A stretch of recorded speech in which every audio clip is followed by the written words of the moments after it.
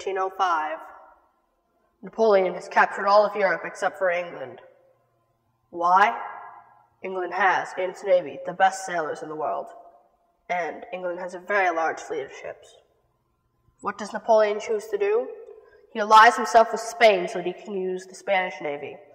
Napoleon then goes to confront the British fleet, led by Horatio Nelson, off the Cape of Trafalgar. The combined Spanish and French fleets have the latest technology and is larger than the British fleet. However, sailors on the French ships are not as experienced as those on the British, and they're not sailing in optimal wind conditions. The British ships have ground crews that are very experienced, and the British are sailing in optimal wind conditions with the wind behind them so that they are able to expose the most sail area possible. However, the French and Spanish do have more ships and newer technology.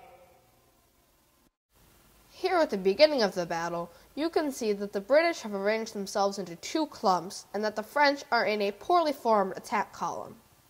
Over the course of the battle, the British will form into two attack columns and cut in half the French and Spanish line.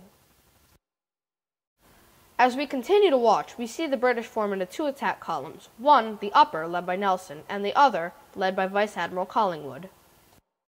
As the battle continues, Nelson's ships cross the line just below the flagship of the French Admiral Villeneuve.